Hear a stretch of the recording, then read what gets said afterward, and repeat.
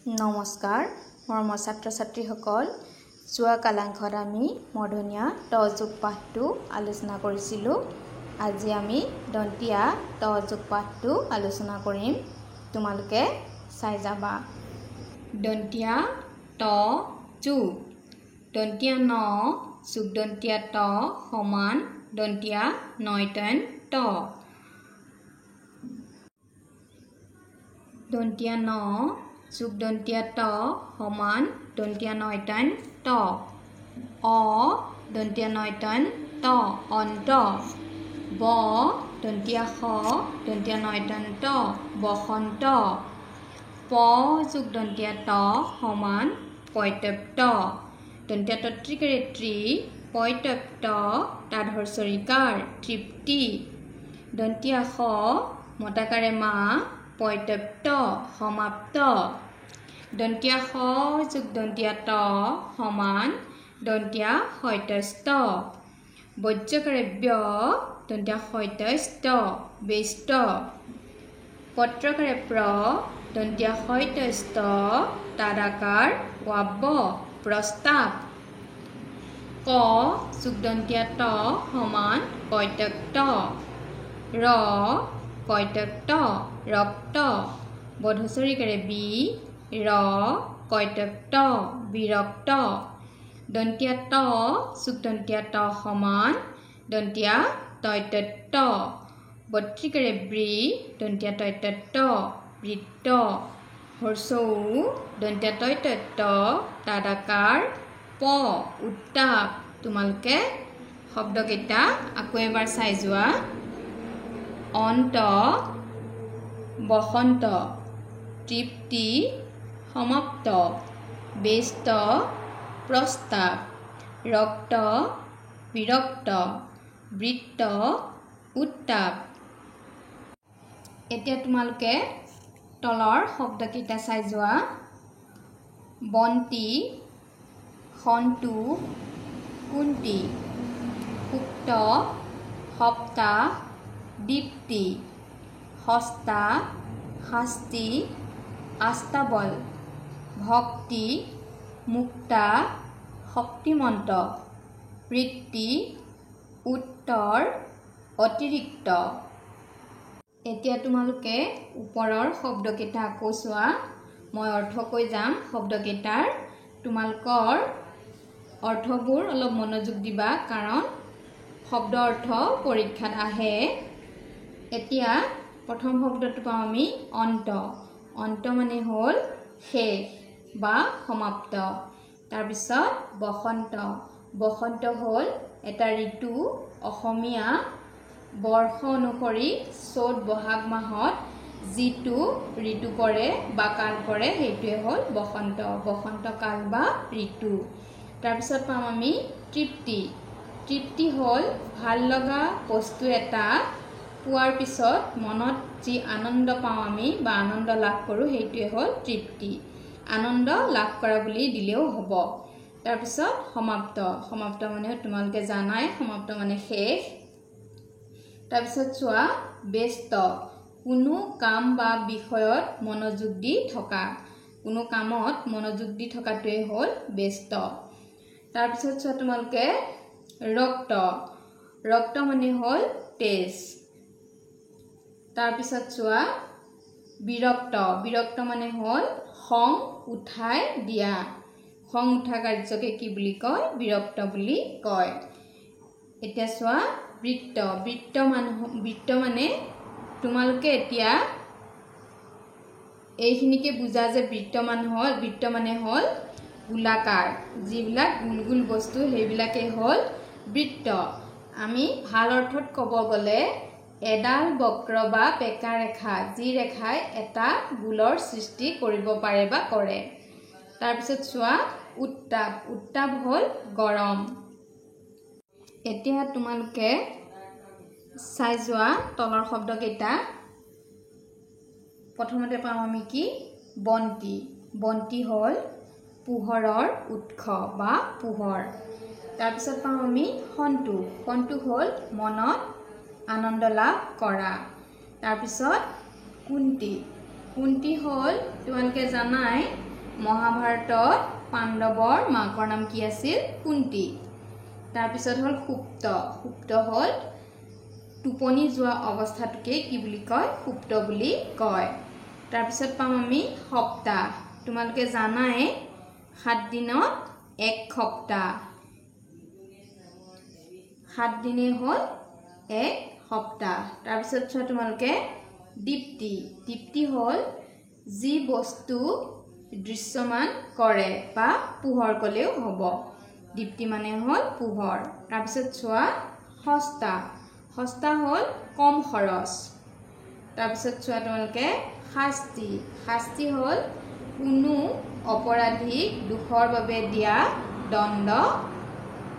দণ্ড বা শাস্তি তাৰ পিছত চোৱা আস্তাবল মানে হল ঘোঁৰাশাল য'ত ঘোঁৰা বান্ধি ৰখা হয় তাক কি বোলে আস্তাবল বোলে তাৰ পিছত চোৱা তোমালোকে ভক্তি হল ভগৱানৰ প্ৰতি থকা অনুৰাগ বা ভালপোৱা তাৰ পিছত চোৱা তোমালোকে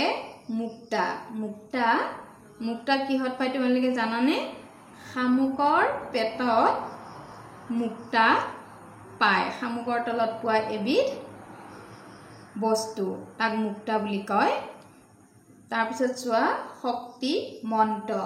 শক্তিমন্ত হল প্ৰবল ভৌতিক বা শাৰীৰিক শক্তি থকা প্ৰবল শক্তি থকাকে কি বুলি কয় শক্তিমন্ত বুলি কয় তাৰ পিছত চোৱা বৃত্তি কোনো বিদ্যান লোকলৈ আগবঢ়োৱা আৰ্থিক সাহায্য তাৰ পিছত চোৱা তোমালোকে অতিৰিক্ত হল প্ৰয়োজনতকৈ বেছি থকা বা প্ৰয়োজনতকৈ বেছি থকা বা নিৰ্দিষ্ট পৰিমাণৰকৈ অধিক থকাকে কি বুলি কয় অতিৰিক্ত বুলি কয় এটা তোমালোকে চাই যোৱা দন্তীয়া নয়তন ত আৰু দন্তীয়া শৈতস্থ হৰ্ষৌকাৰ যোগ হলে ৰূপ সলনি হয় এইটো তোমালোকে ভালদৰে মন কৰিবা বা মনোযোগ দিবা দন্তীয়া ন যোগ দন্তীয়া ত দন্তীয়া নয়তন ত আৰু দন্তীয়া শ যোগ দন্তীয়া ত দন্তীয়া শৈতস্থ যদি হৰ্ষৌকাৰ যোগ হয় তেতিয়া আখৰৰ ৰূপকেইটা কি হ'ব সলনি হ'ব এটা তোমালোকে তলত চাই যোৱাচোন দন্তীয়া ন যোগ দন্তীয়া ত যোগ হৰ্ষৌ সমান দন্তীয়া নয়তন ত তাত হৰ্ষৌকাৰ দন্তীয়া নয়তন ত তাত হৰ্ষৌকাৰ বৰ্গীয়া জ দন্তীয়া নয়তন ত তাত হৰ্ষৌকাৰ প ৰ দন্তীয়া নয়তন ত তাত হৰ্ষৌকাৰ পৰন্তু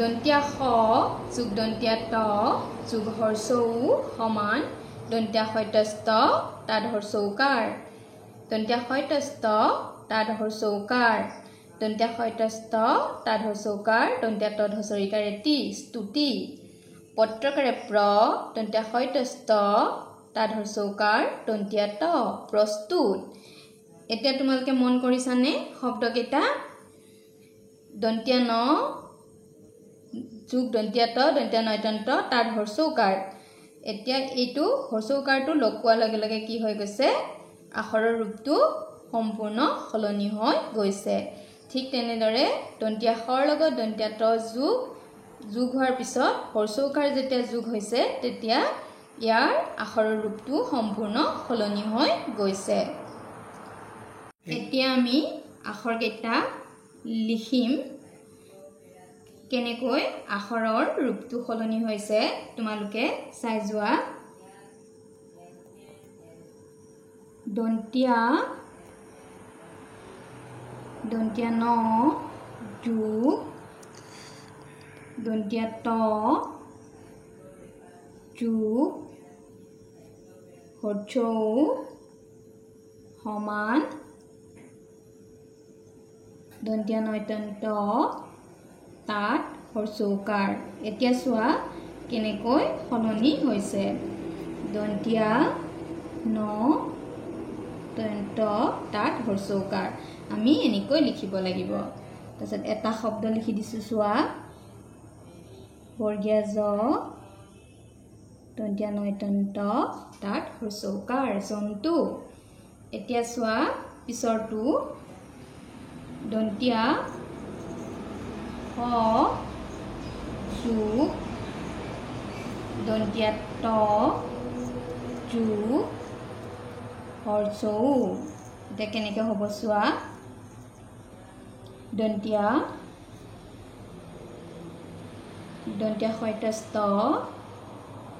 হয়তস্ত তাত হ্ৰস্বকাৰ এতিয়া চোৱা কেনেকৈ সলনি হৈ যাব দন্তিয়া হয়তস্ত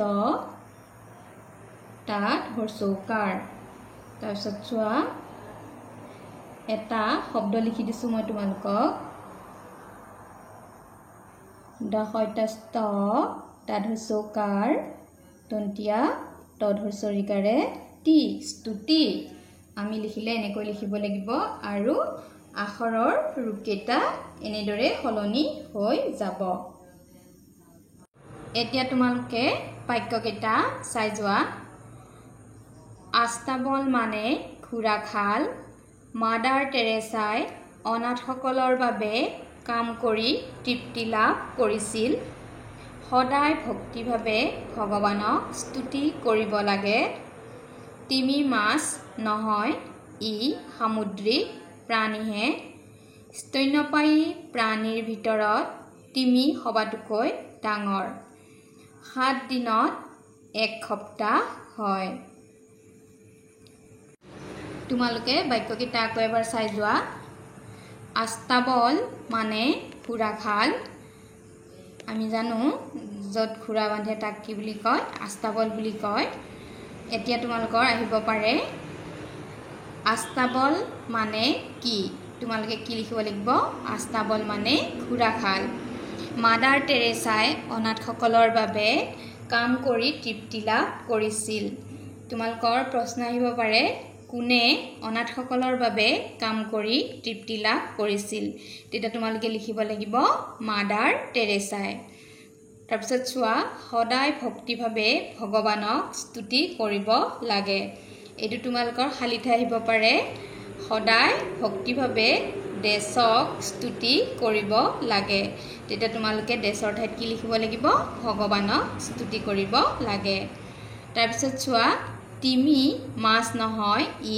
সামুদ্ৰিক প্ৰাণীহে তিমি কি বুলি কৈছে মাছ নহয় বুলি কৈছে ই কি প্ৰাণী সামুদ্ৰিক প্ৰাণী সামুদ্ৰিক হ'ল সাগৰত যিবোৰ প্ৰাণী থাকে তাক কি বুলি কয় সামুদ্ৰিক প্ৰাণী কয় সামুদ্ৰী হ'ল সাগৰ তাৰপিছত চোৱা স্তন্যপায়ী প্ৰাণীৰ ভিতৰত তিমি সবাতোকৈ ডাঙৰ স্তন্যপায়ী প্ৰাণীৰ ভিতৰত কি সবাতোকৈ ডাঙৰ প্ৰশ্ন আহিব পাৰে তেতিয়া তোমালোকে লিখিব লাগিব স্তন্যপায়ী প্ৰাণীৰ ভিতৰত তিমি সবাতোকৈ ডাঙৰ তোমালোকে স্তন্যপায়ী বুজি পাইছানে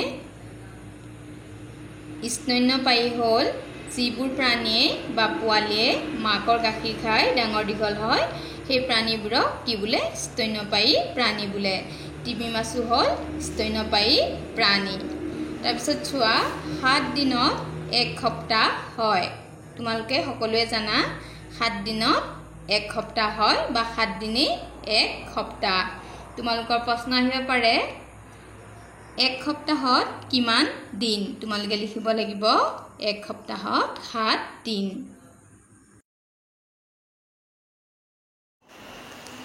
তোমালোকে ফটোখন দেখিছা এইগৰাকী হ'ল মাদাৰ টেৰেছাই অনাথসকলৰ বাবে কাম কৰি আনন্দ লাভ কৰিছিল তেওঁ 1950 চনৰ পৰাই দুখীয়া অনাথ ৰোগী মৃত্যুমুখী মানুহক সহায়ৰ বাবে কাম কৰিছিল তেওঁ ভাৰত ৰত্ন শান্তি নোবেল বঁটা লাভ কৰিছিল তোমালোকে ডাঙৰ হ'লে মাদাৰ টেৰেছাৰ বিষয়ে ভালদৰে পঢ়িব পাবা